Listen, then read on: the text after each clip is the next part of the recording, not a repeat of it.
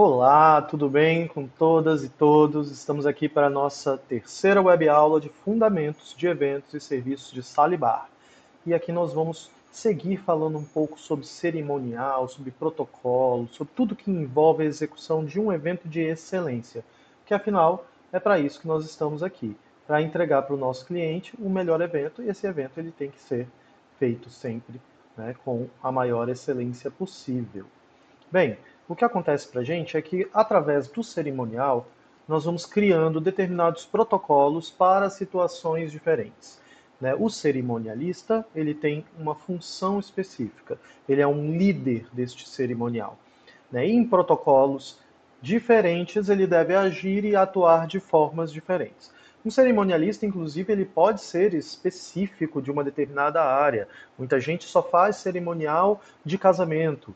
Outros só fazem cerimonial de formatura, né? Alguns religiosos, né? Outros voltados para áreas mais amplas, como campeonatos de jogos, é, festas de 15 anos, bodas. Tudo isso vai estar sendo conduzido sempre de uma forma diferente para dar identidade a cada um desses processos. Muito importante a gente pensar que quando a gente está ponderando construir um evento, construir o nosso protocolo de execução de um evento, o nosso planejamento, como nós já aprendemos, nós temos que pensar que existe alguém que quer muito que isso dê tudo certo. Eu acho que esse é um ponto muito importante, sabe? Que é o nosso cliente. Somos as pessoas do catering, somos os cozinheiros, somos os bartenders, os barmans, somos a pessoa que vai servir, não importa. Alguém contratou um serviço porque quer excelência. E esse serviço de excelência, ele demanda planejamento, organização, pensar nos protocolos, pensar nos cerimoniais. Né? É uma questão de adequação. Bem, nós estamos em 2025, nós vimos através do tempo muitas coisas sendo modificadas. Né? Nós fomos percebendo que algumas festas, por exemplo, vão perdendo as suas características e ganhando outro. É comum a gente relembrar nos anos 90 os bailes de 15 anos. Todas as classes sociais queriam executar os bailes de 15 anos. Eu venho de uma família que uma parte tinha dinheiro, outra parte não tinha, mas as minhas primas, em geral, fizeram festa de 15 anos. Umas bailes mais suntuosos, outras festas mais simples, mas se marcou este momento, né? Hoje a gente já tem uma diferença nesse processo. Algumas famílias que prezam pela visão conservadora acerca desse processo, e aqui sem negativar, só mesmo a gente pensando nos protocolos, vão querer então colocar suas filhas nesta festa de 15 anos padrão, como um baile de 15 anos. Outras famílias talvez pensem que é só mais um aniversário e já cria a pessoa, né, o ser humano para isso. Já cria pensando que não, se quiser viajar, a gente viaja, mas é um presente de aniversário. Então você vai encontrar ainda protocolos específicos para bailes de 15 anos, para festas de 15 anos. Elas geralmente são tematizadas, né, elas passam ali. Vocês podem até me contar depois como é que foi, se as meninas que estão assistindo tiveram aquele famoso baile de 15 anos, e se os rapazes também tiveram alguma festa, alguma comemoração. Hoje a gente tem essa amplitude muito boa da diversidade, então nós temos que respeitar todas as formas de celebração. E então, um rapaz fazer uma festa de 15 anos, por mais que não protocolarmente seja comum, não é um problema. Né? Tudo é uma questão de demanda, tempo, espaço, dinheiro. Quer fazer, nós vamos fazer. Né? Porque nós estamos aqui para prestar um serviço de excelência dentro de hospitalidade nessa entrega. Então, adequar aos tempos atuais é também pensar em como que os jovens e como que o nosso cliente-alvo, né, estou pensando aqui ainda na festa de 15 anos, mas o nosso público-alvo ele é o quê? Ele é um adolescente que consome K-pop, não sei. Então vai querer uma festa aí com essa temática. Ou é uma adolescente que lê literatura infanto-juvenil de uma determinada escritora ou escritor e aí quer uma temática parecida. Acho que a última festa de 15 anos que eu fui foi de uma ex-cunhada foi um baile de uma fantasia. Foi muito interessante, festa fantasia que ela fez. Todos os convidados foram fantasiados, era um pré-requisito. Ela trocou de fantasia acho que 2 ou 3 vezes também. E aí os irmãos conduziram ali, era uma coisa meio Fantasma da Ópera, meio Bela e a Fera. Então foi bem interessante pensar de uma forma nova, né? Isso já tem 10, 12 anos por aí, 11 anos, 10 a 11 anos. Mas eu acredito que essas festas temáticas elas ainda continuem existindo. Quando a gente pensa, por exemplo, em eventos que envolvem gastronomia, novamente vou citar aqui em Brasília, a gente tem o Festival do Japão e outras feiras nipônicas, onde nós temos entretenimento, música, compra de miscelâneas, bonequinho, comida, bebida e gastronomia. E existe um certo protocolo nesses eventos, né? São eventos orientais, então tem muita gente que vai de cosplay, né? Vai fantasiado. Vou usar a expressão fantasiado, mas eu sei que o correto é cosplay, né? Se veste para tentar emular determinados personagens. E aí aquilo ali já faz parte de uma estética cerimonial, né? Eventos como Campus Party, por exemplo, que você tem uma aglomeração de estudantes, de pessoas que são ligados à ficção científica, mas também são ligados à parte tecnológica, né? Vão construindo um protocolo específico. Isso tudo é muito novo para quem faz evento. E um ponto de reclamação em comum da maioria desses eventos com esse porte é a alimentação. Às vezes limitada, às vezes repetitiva, monótona, né? Sempre tem um hambúrguer, sempre tem uma pizza, mas dificilmente tem uma refeição mesmo nesses lugares. Então, é muito importante nós, que estamos do lado de cá, refletirmos em o que entregar para adequar os nossos processos gastronômicos a esses, então, eventos que estão todos os dias surgindo de forma nova. Você vê um festival de café, você vai participar com uma coquetelaria que vai usar café na coquetelaria. Você tem um festival de. Eu fui recentemente a um festival de mel e cachaça, aqui na região de Viçosa do Ceará. Então você tinha várias cachaçarias ao redor da região serrana, mais a produção de mel, mais a produção de doces também. Muito legal. Então você tinha uma diversidade imensa de produtos e também protocolos diferentes para cada uma dessas áreas. Por mais que ele fosse um evento do tipo aberto, e aí é onde a gente tem um protocolo também mais livre, com mais liberdade dos clientes transitarem, liberdade de execução e tudo mais. Bem, o protocolo, ele, por sua vez, ele define como um conjunto de regras, né? Regras legais, porque muitas vezes os protocolos eles são regidos pela ABNT, são regidos por regras mesmo, né, de normas de trabalho. Né, e essas regras elas embarcam comportamento, tradições, rituais de uma determinada sociedade em específico, mas que se demanda de um determinado momento histórico, tempo, espaço. Então nós estamos falando de um cerimonial do conclave para a escolha do novo papa. Existe todo um protocolo, uma cerimônia, e tem comida, tá? Tem tudo, porque as pessoas, os papas precisam, né, os padres precisam se alimentar, os bispos, enfim, as pessoas que estão ali ao redor. Existe esse espaço, tá? A mesma coisa acontece com eventos em áreas como agronomia. Você vai fazer um evento, primeira feira do milho de Goiânia. E aí você vai fazer um evento que tem como protocolo principal atender a um determinado público e ele vai estar na região de Goiânia, então eu tenho ali um determinado momento histórico e local. A gente chama isso nas literaturas de cor local. É quando eu foco em construir o imaginário a partir de características que são sociais, que são envoltas de cultura local, que pensam de forma mais múltipla o acesso à informação. Né? Nas literaturas, isso vai funcionar muito bem, como, por exemplo, nós lermos Iracema. Né? Quando nós lemos Iracema do José de Alencar, nós somos transportados para aquele lugar em específico, né? E que com aquele mito, com aquela mitologia em específico, no período do século XIX, romantismo no Brasil. Então existe um datamento que a gente chama de cor local. Quando nós pensamos nas festas indígenas, por exemplo, as comemorações dos povos ancestrais, nós também temos ainda um resquício de uma sociedade ancestralizada, né? Nós temos um resquício de origem. Então, tudo isso vem de encontro a esse processo. E o cerimonial ele é responsável pela execução disso de forma justa e correta. Não sei se vocês vão recordar ou se vocês viram isso há pouco tempo atrás, uma pessoa que fez uma festa e a temática da festa era Casa Grande e Senzala. Mas não era o livro do Gilberto Freire, que seria maravilhoso e seria questionador e filosófico, mas sim sobre a separação entre ricos e aqueles que são escravizados.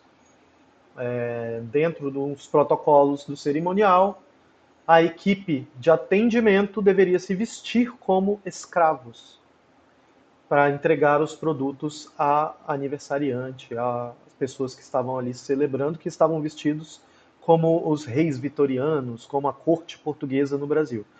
Gente, existe uma problemática muito grande nesse pensamento, e eu nem vou entrar nessa seara aqui de discussão, porque senão a gente vai profundo. Tá? Mas é fácil de nós entendermos que o cerimonial falhou em não questionar a escolha do cliente nesse caso. E indicá-lo que isso seria uma questão problemática, talvez, inclusive, em uma seara criminosa, mas que principalmente geraria um burburinho e um desconforto em muitas pessoas. Então é preciso, sim, estudo, é preciso pensamento para que isso ganhe força, ganhe o imaginário que meu cliente quer, mas que não corra o risco de cometer ali gafes, né, de cometer. Hoje a gente está na era do digital, então se você faz alguma coisa desse tipo, vai ser filmado, vai ser postado, vai ser colocado no TikTok, e rapidamente as pessoas vão estar julgando o seu trabalho, e julgando a empresa que fez, e julgando a pessoa que comprou. Trazer mais uma informação recente de cultura inútil. Rafa Kalimann e seu marido montam estante decorativa de livros de 10 mil reais. Gente, todo mundo tem livro em casa que nunca leu. Ou a maioria das pessoas consumidoras de livro. Se eu olhar na minha estante que está aqui ao lado de vocês, eu vou encontrar livros que eu não li ainda. Ou livros que eu li em outras versões, mas eu comprei edição física depois, ou é uma edição nova física, tá? Isso não significa um problema. O problema é mediatizar. É transformar isso em informação. E é isso um petardo da nossa nova geração, né? O Byung-Chul Han, filósofo coreano, importantíssimo e super importante, eu até indico vocês a leitura, ele vai falar em hiperculturalização, que os contextos eles estão perturbados através da web visão que o ser humano passou a ter da sua própria vida. E isso parece complexo, mas não é. A gente passa a olhar com os olhos do telefone e não com os olhos que nós temos no rosto, não com os nossos conhecimentos, com aquilo que nós temos de conhecimento do mundo, com a nossa cultura. E isso é complicado. Nós, como profissionais da gastronomia, precisamos olhar com estes olhos aqui.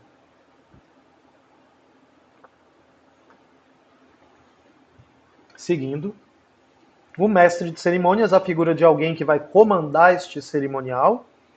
Ele tem a função de guiar todo o rito do cerimonial. Quando a gente fala rito aqui, é porque a abertura, chamamento de autoridades, por exemplo, a valsa do 15 anos, a fala do orador da turma que está se formando, os votos do casamento, sabem? Então, tudo isso quem guia é o cerimonialista. Aquela pessoa que vai à frente quando a gente está assistindo uma palestra, ele fala, agora com vocês a palavra do senhor reitor, que vai contar pra gente tal coisa. Então, vem a pessoa, bate palma. Isso é cerimônia, é protocolo. O que o ser humano precisa disso? Porque ele precisa de organização mental. Isso faz uma organização mental do evento e dá início, meio e fim. Nenhum cerimonial e nenhum cliente quer que o seu evento não tenha início, meio e fim.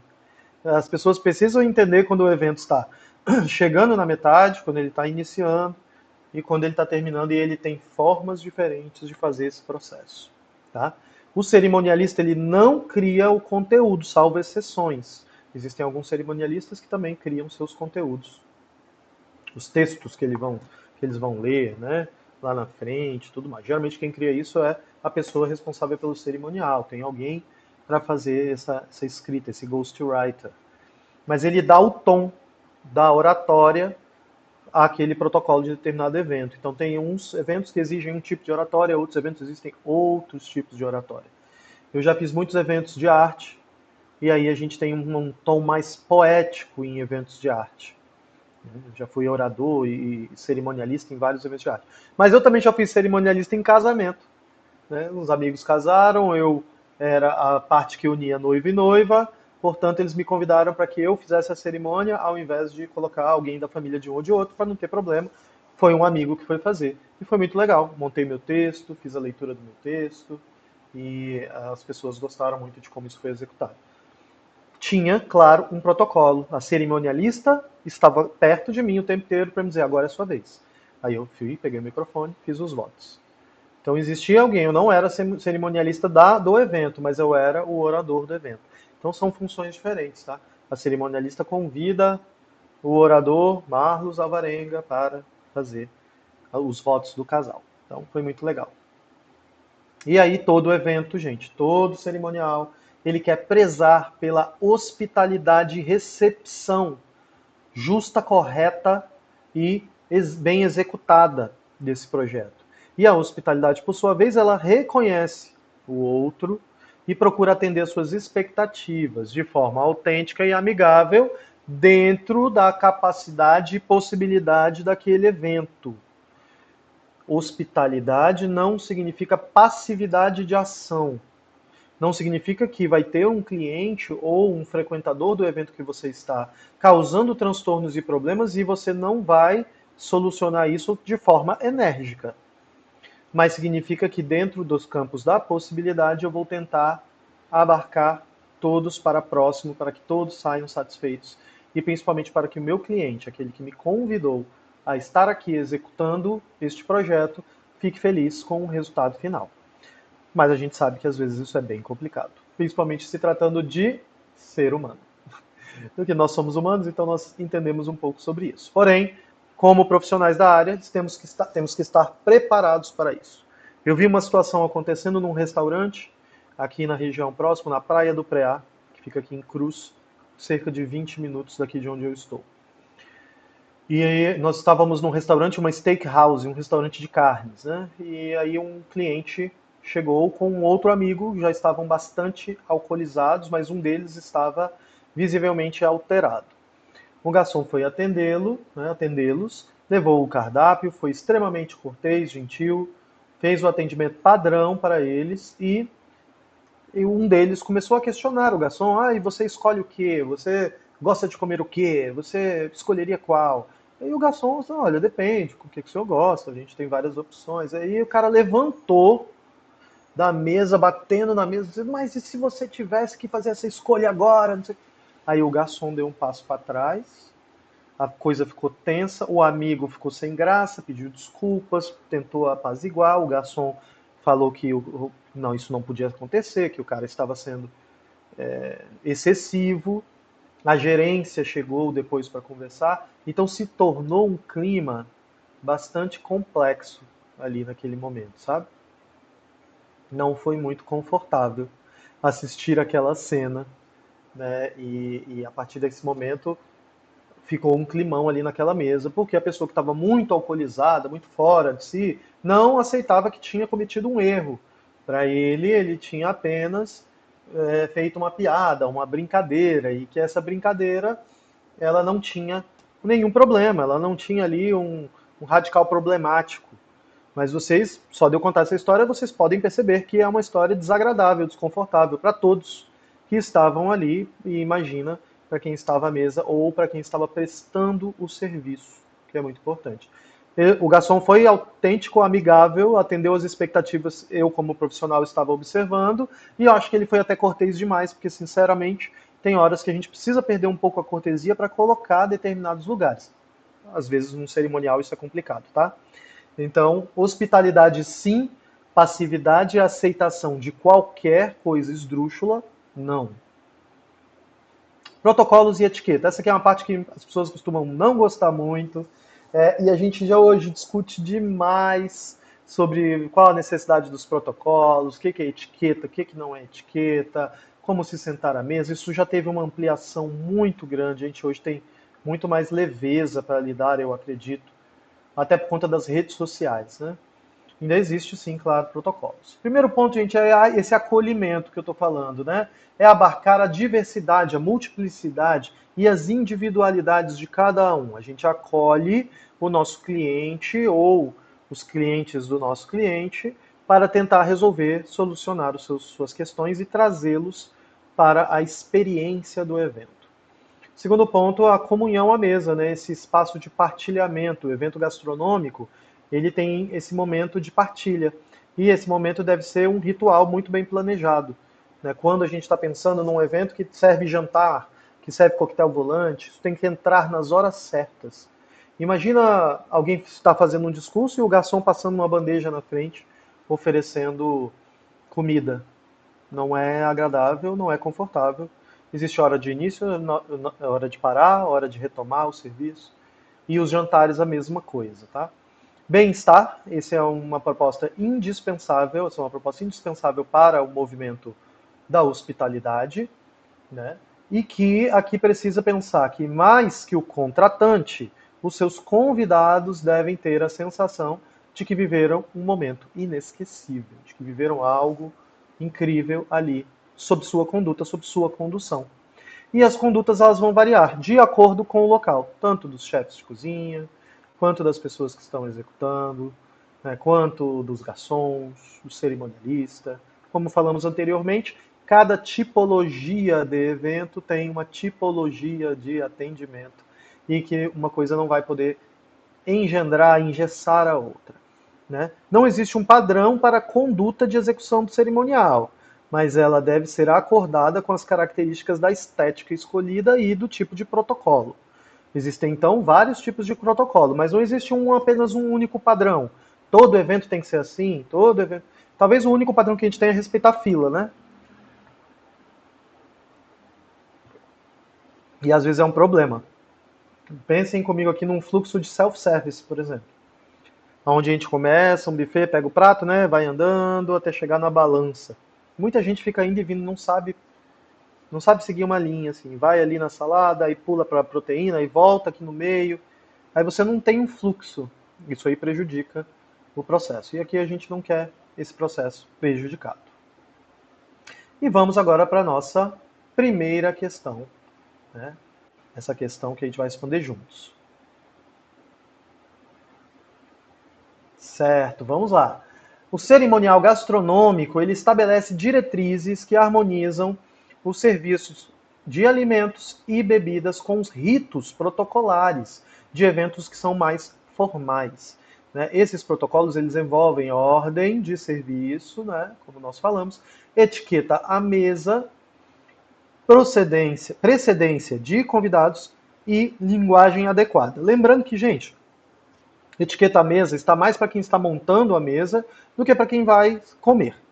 Porque para quem vai comer, o cerimonialista não se preocupa se a pessoa está comendo com garfo de peixe ou com garfo de salada. Você não tem que se preocupar com isso. Você monta a mesa para tal. Entendeu? E hoje, então, a gente tem uma flexibilidade muito maior nisso, que é bastante positivo, tá? A gente tem desapegado um pouco de certos protocolos que são só meras formalidades.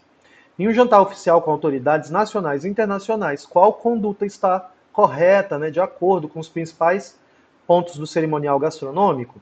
Dispor um menu previamente impresso e posicionado sob os guardanapos em cada lugar da mesa. Então, que a gente está pensando num evento gastronômico, vamos pensar num evento de embaixada, nós vamos ter pessoas do Brasil, pessoas estrangeiras. A pessoa sentou, ela vai comer, é um evento que vai ser um menu degustação. Aqui sobre o prato, você imprime, tem impresso um menu.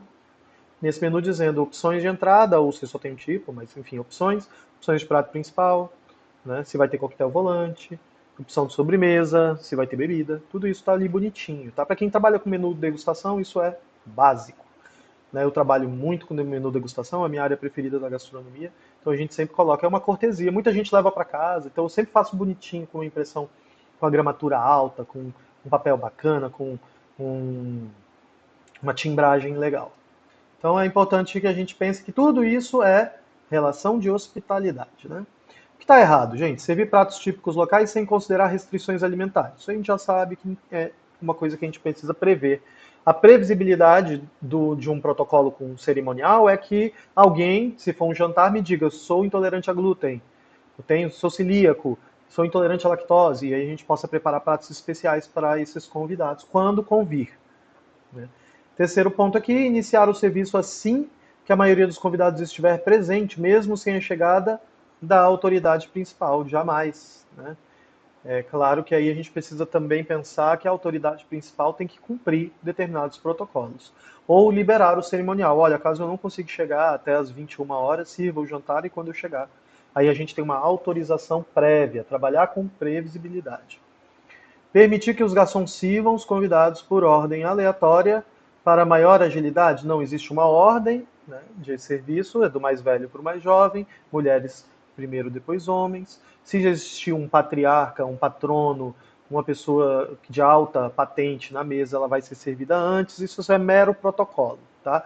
As comidas serão servidas de forma igual. Legal, gente. Etiqueta. Etiqueta serve para que a gente evite gafes, tenha um domínio dos serviços do evento. A etiqueta que a gente está falando principalmente para quem está executando o serviço. Tá? A apresentação pessoal na vestimenta, protocolar para aquele evento e a positividade entre os relacionamentos. Quando eu digo positividade, é justamente isso, para a gente pegar um cliente que está bêbado ali, ou que está estressado, ou que é um cliente mais complicado, e a gente não tratá-lo igual ele está tratando a gente, entendeu? A gente tratar bem esse cliente para que até isso desmonte um pouco esse processo. É a melhor ferramenta que eu posso indicar a vocês como protocolo de execução dessa complicada ação que é montar um cerimonial. Então, as gafes, você evitar questionar uma pessoa que chegou: ah, essa é a sua esposa? Pô, você não se pergunta. Né? Se está escrito ali, José mais uma pessoa, e ele chegou com alguém, você não vai perguntar: é sua esposa? Não, você vai só pegar o nome da pessoa. Não interessa pra gente. Né? E imagina o quanto isso pode ser complexo. Né? A mesma coisa vale para nome social. Tá? A gente nunca pode usar o nome morto de uma pessoa trans. Nós vamos usar nome social quando solicitado pela pessoa, né?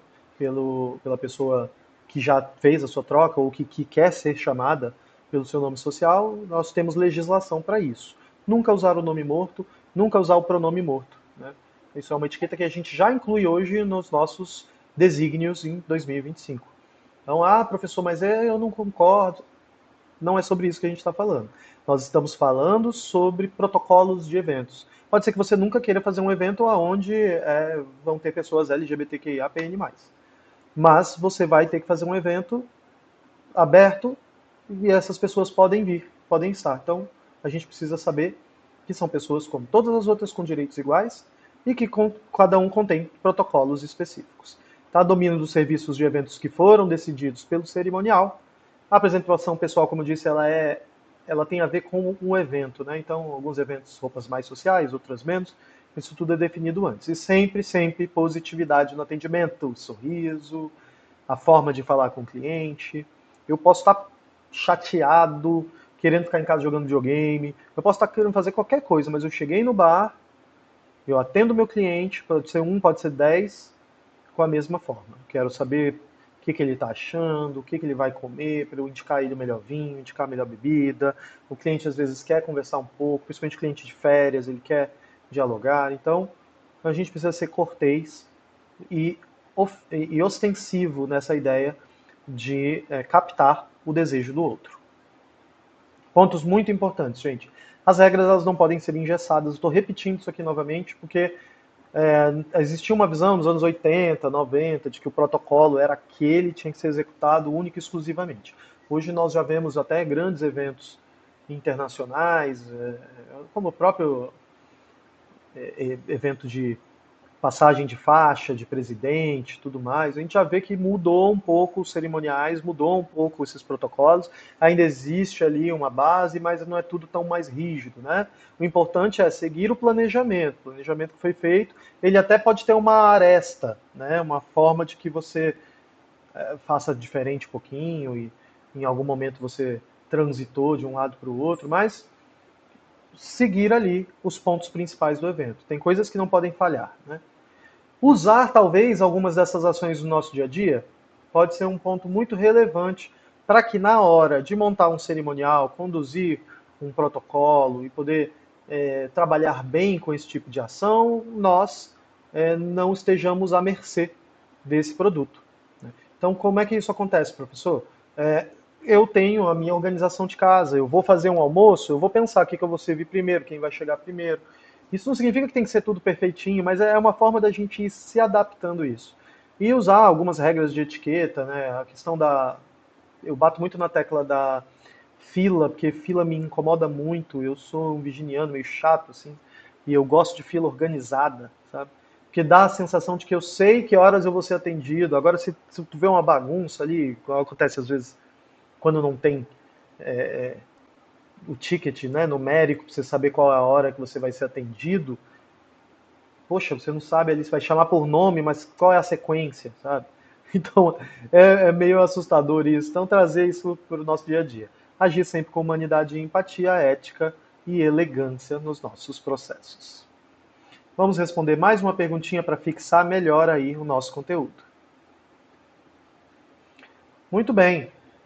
O cerimonial e hospitalidade são pilares fundamentais na realização de eventos gastronômicos de excelência, que é o que nós vamos fazer, né, daqui para frente aí, caso estejamos aptos para trabalhar nessa área, caso, né, queiramos trabalhar nessa área.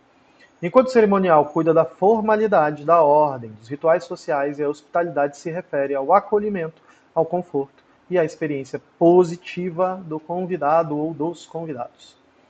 Né, considerando esses princípios das atitudes a seguir, qual das atitudes a seguir representa uma ação integrada entre cerimonial e hospitalidade em um evento formal?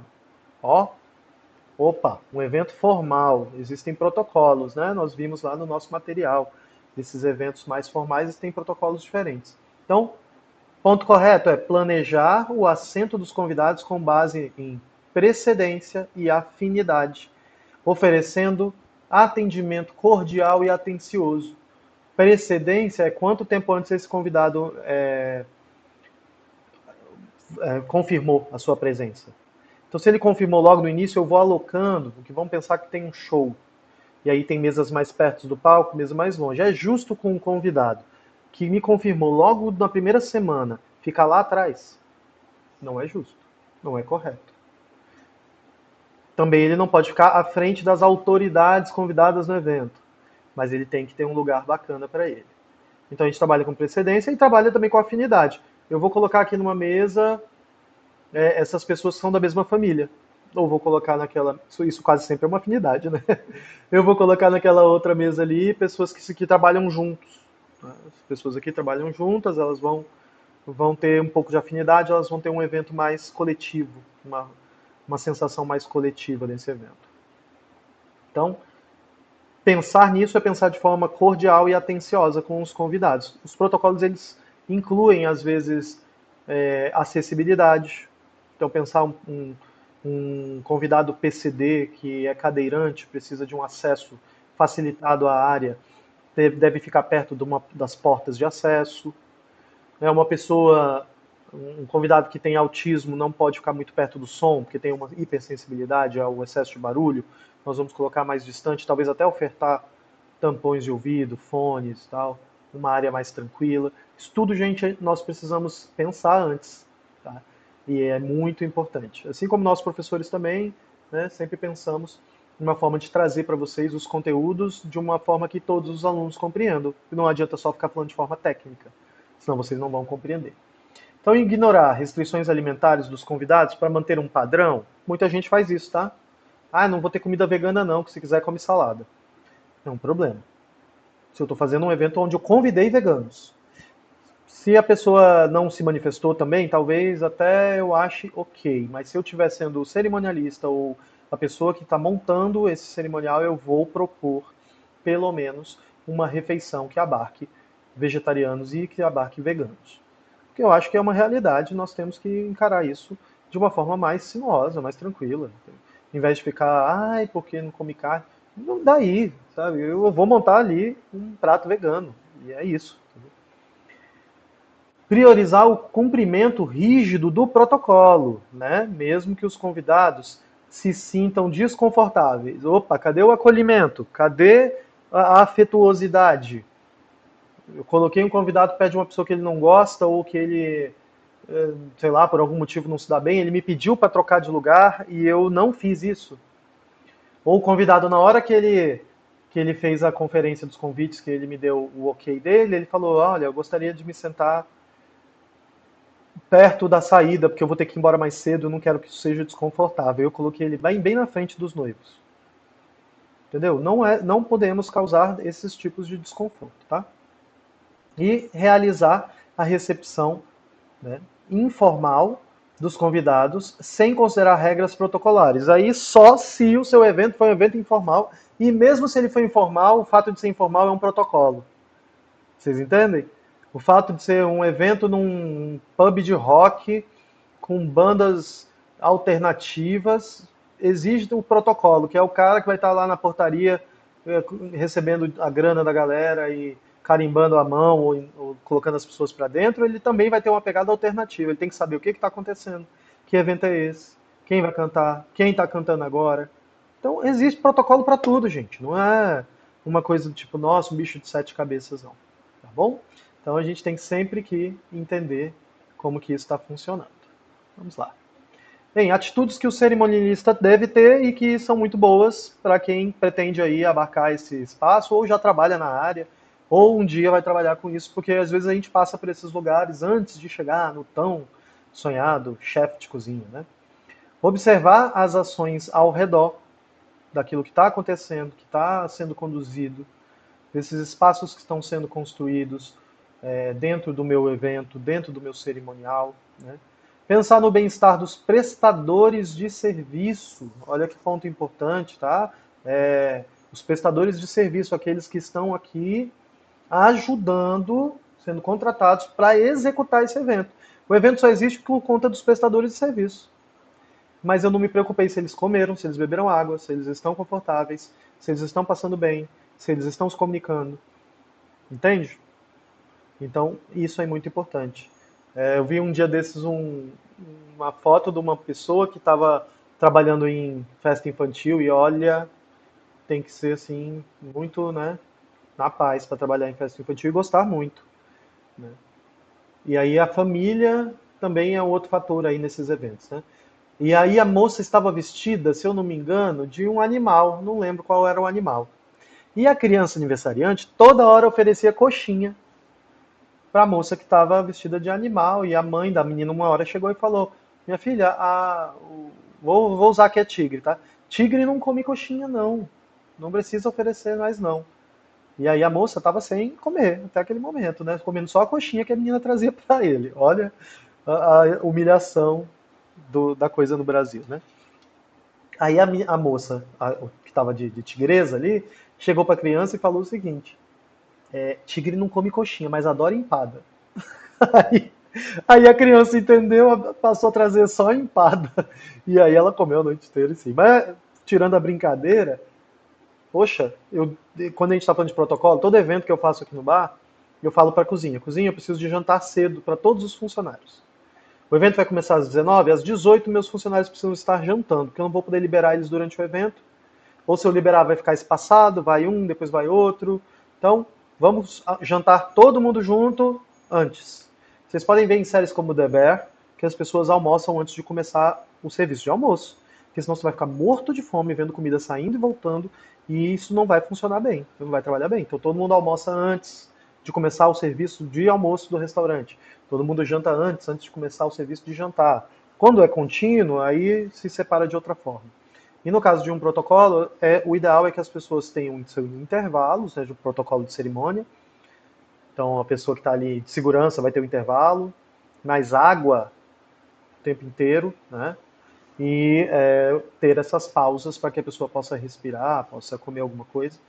Questão de dignidade humana, né, gente? Eu acho que às vezes a gente precisa bater muito nessa tecla, mas é uma pena que a gente tenha que bater nessa tecla, né? Porque a gente contrata um serviço e trata esse serviço mal. E é um problema, né? Vamos encarar sempre como um problema isso, a gente não quer. Nós, como profissionais da gastronomia, vamos trabalhar com bem-estar não vamos fazer e não vamos apoiar esse tipo de processo. Observar a alimentação e o catering, né, aquele que é a nossa parte, o serviço de alimentação, como é que está sendo executado, está tudo certo, temperatura certa, produtos frescos, tudo variado, tudo bonito, está bonito o serviço, massa está gostoso, as pessoas estão falando, prova, tá ok. O chefe às vezes vem no buffet e prova ali a comida, ah não, esse aqui, vamos trocar, vamos colocar outro, tal, traz mais salada, traz menos salada, tá? Importante. E relatar qualquer problema aos responsáveis, porque surpresinha não é bom. Então eu estou aqui de garçom, quebrou uma garrafa em tal lugar, relata logo para o responsável pelo setor. Né? Não deixa para daqui a pouco, não espera terminar de fazer o que você está fazendo, porque isso acumula no final e surpresinha é horrível, né, gente? E para finalizar aquele nosso roteirinho de estudos extras, né, que eu sempre indico para vocês. Gente, sempre que for um evento com um protocolo, observe como trabalham os cerimonialistas e a cozinha que nos interessa. E, se possível, se tiver abertura, converse com quem está na linha de frente. Eu acho que a melhor forma da gente aprender é conversando com essas pessoas que trabalham nessas áreas.